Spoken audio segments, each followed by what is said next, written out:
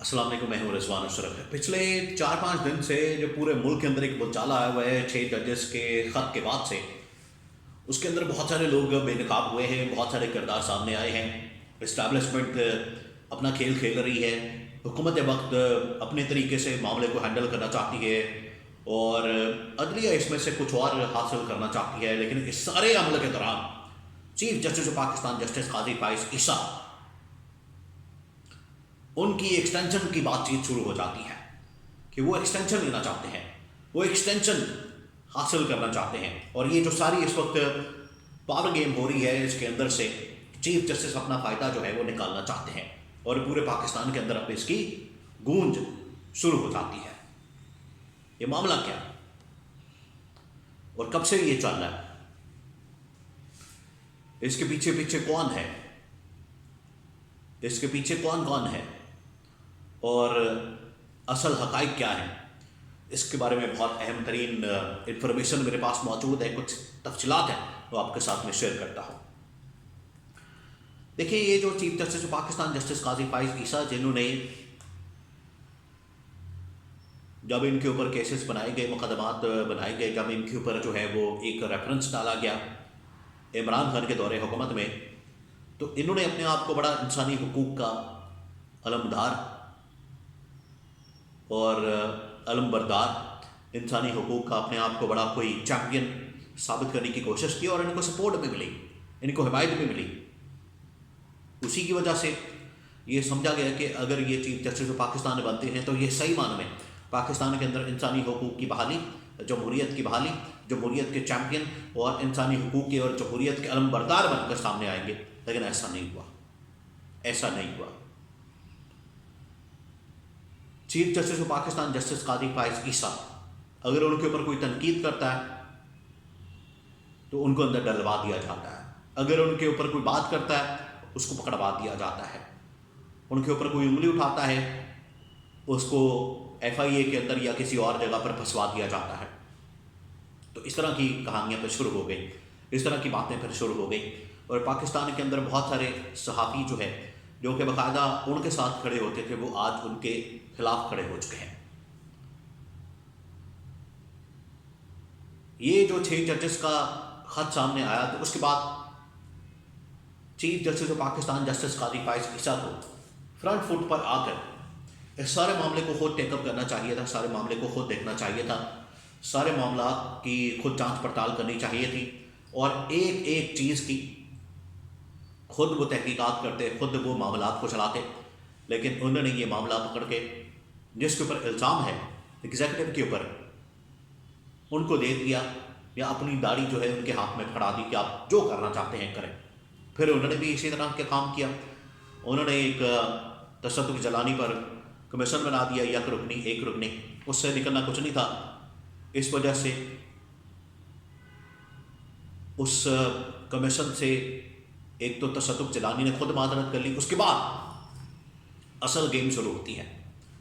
और अदलिया के अंदर इस वक्त सूरत हाल क्या है वो फिर एक एक करके खुलकर सामने आती है। ये 6 जजेस फैसला कर लेते हैं कहीं ना कहीं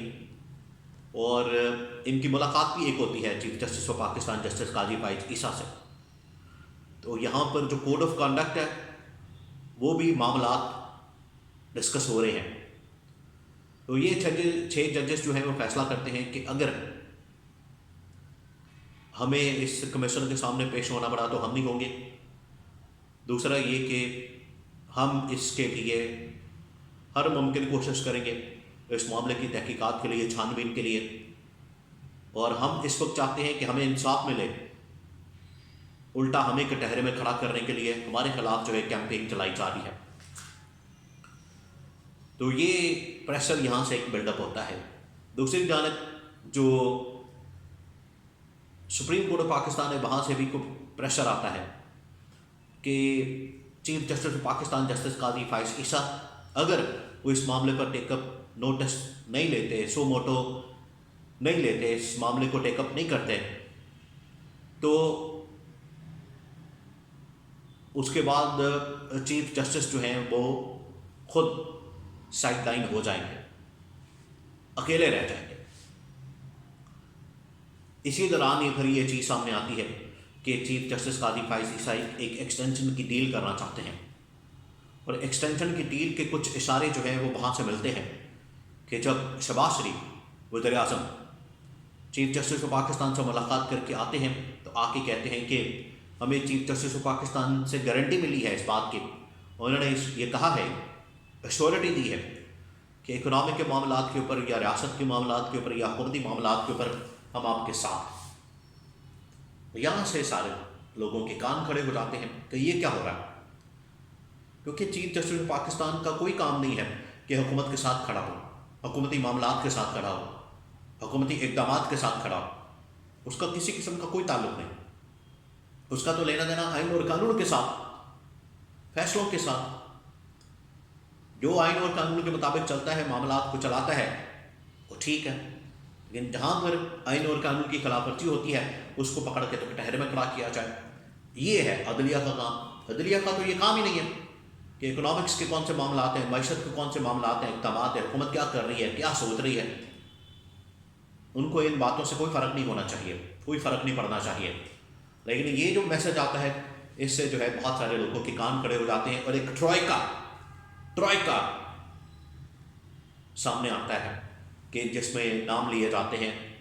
وزیر اعظم کے، چیف جسٹس کے اور آرمی چیف کے۔ یہ بڑا خوفناک قسم کا منظر پیش کیا جاتا ہے، لیکن آخر کار تھوڑے معاملات رائٹ ڈائریکشن میں جاتے ہیں جب پریشر بہت زیادہ آتا ہے عدلیہ کے اندر سے بھی، سول سوسائٹی کی جانب سے بھی، اور لائرز کی جانب سے، اور نون لیگ جس کا خود پچھلے 6-7 سال کے اندر یہ شکوہ رہا ہے، اور آج جو ہے سٹنگ ڈیفنس منسٹر خواجہ آصف یہ خود بات کر رہا ہے کہ جب نواز شریف کے خلاف فیصلے ہو رہے تھے تو تب کوئی نہیں کھڑا ہوا، آج اگر کھڑے ہو گئے ہیں تو چلیں آج سپورٹ کر دیں۔ خواجہ آصف کا جو ٹویٹ ہے وہ اگر آپ غور سے دیکھیں تو وہ شکوہ کر رہے ہیں اس نظام سے، تو جب اس نظام کی بہتری کی بات ہو رہی ہے تو آپ بہتری کی بجائے اس کو اور خراب کر رہے ہیں۔ تو حکومت بھی کنفیوژن کا، شدید ترین کنفیوژن کا شکار ہے، اور اپنا فائدہ بیچ میں سے نکالنا چاہتے ہیں کہ اگر اس وقت فائدہ چلے ہمیں شوکت عزیز صدیقی سے مل گیا،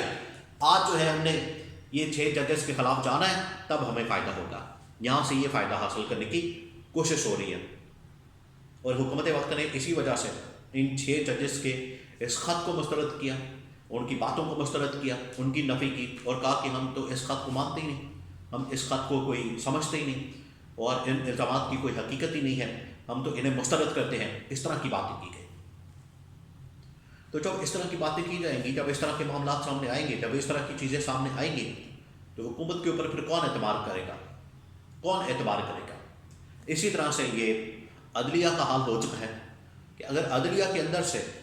ایکسٹینشن کی ڈیل کے لیے، ایکسٹینشن کے لیے، توسیع کے لیے اگر کوئی مخبقہ یا کوئی ڈیل وغیرہ کی بات ہوگی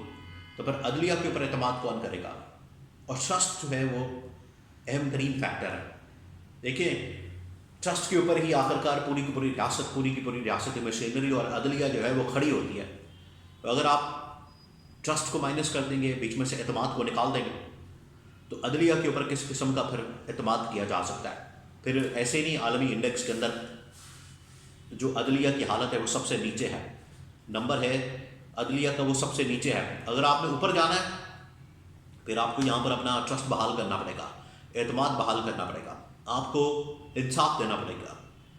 اور آپ کے اپنے ججز آپ سے انصاف مانگ رہے ہیں، آپ ان کو انصاف نہیں دے رہے، تو عام آدمی تو چھوڑ ہی دیں، عام آدمی کو بیچارے کو کیا انصاف مل رہا ہے؟ یہاں کے جو پاورفل ججز ہیں اسلام آباد ہائی کورٹ کے ججز، کیپٹل کے، دارالحکومت کے، اگر وہ انصاف کے متلاشی ہیں اور انصاف کی تلاش میں وہ در بدر پھر رہے ہیں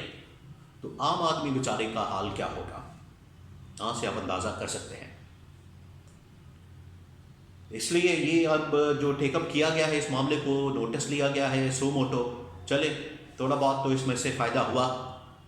لیکن اگر اس کے اوپر فل کوٹ بنا کے اور جو پی ٹی آئی کی ڈیمانڈ ہے اس میں سے قاضی فائز عیسیٰ اور منصور علی شاہ جو کہ سپریم جوڈیشل کونسل کا حصہ ہے وہ نہ ہو، باقی ججز کے اوپر مشتمل ایک فل بینچ بنا کے اس پورے معاملے کی تحقیقات کرے، جانچ پڑتال کرے اور اس معاملے کی سماعت کرے تو بہتر ہوتا۔ لیکن بہرحال اب اس کل کیس کی سماعت ہونے جا رہی ہے اور یہ 7 رکنی بینچ بیٹھ گیا ہے، بن گیا ہے۔ کل جو ہے اب اس معاملے کی تحقیقات ہوں گی اور پھر بہت ساری چیزیں اور بہت سارے راز اس قوم کے سامنے آ جائیں گے۔